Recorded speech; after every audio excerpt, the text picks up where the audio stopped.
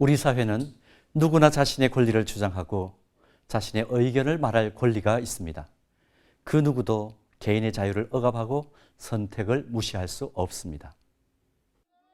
그러나 자신의 입장만이 가장 중요한 가치이고 궁극적인 진리라는 태도를 교묘하게 확장시켜 타 공동체의 입장에 대해서는 아예 들어보려고도 하지 않고 무시해버리는 태도는 전체 공동체의 발전을 저해하는 중요한 요인으로 작용합니다.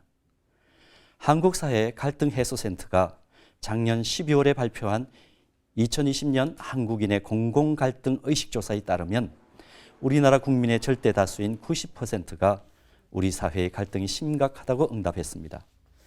특히 최근 8년간 같은 조사 결과를 보면 그 수치가 줄어들지 않고 계속해서 90%를 웃도는 것을 확인할 수 있습니다.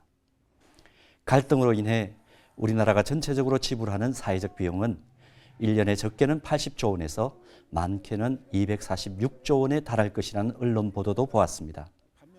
이 통계들대로라면 지금 대한민국은 갈등공화국인 셈입니다.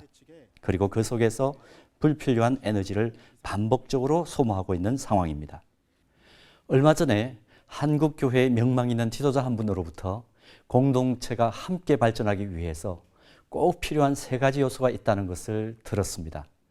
먼저 경청을 통한 상호이해, 두 번째는 상호협력, 그리고 2가지를 바탕으로 한 상호 실천이 있을 때 공동체는 함께 발전할 수 있다는 말이었습니다.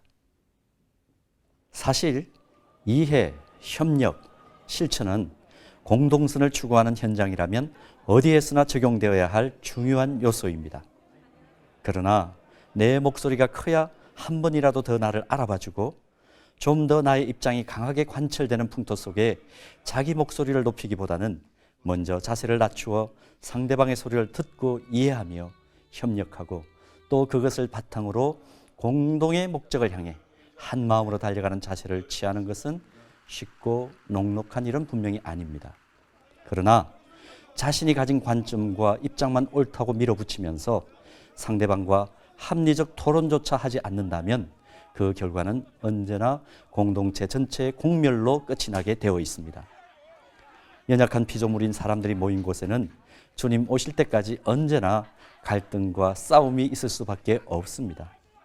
생존과 관련된 문제라면 더욱 심각한 갈등과 마찰이 일어날 수 있는 가능성이 큽니다. 역사를 보면 갈등은 인간 사회를 진보시키고 풍요롭게 하는 역할을 하기도 했지만 현재 우리가 겪고 있는 갈등은 그 수위가 너무 높고 더욱 심화되어 가고 있습니다. 그럴 때마다 상호 이해와 협력 그리고 실천을 통해 상생해야 함을 꼭 기억해야 합니다. 그렇지 않으면 결국은 공멸입니다. 그래서 세대와 이념, 지역과 소득 격차, 남과 북의 대결 등 갈등 요소가 가득한 대한민국의 현실 속에서 특별히 주님의 십자가 복음을 믿는 독특한 공동체인 교회가 갈등 해소의 화목제물이 되기를 바라는 마음 간절합니다. CBS 논평이었습니다.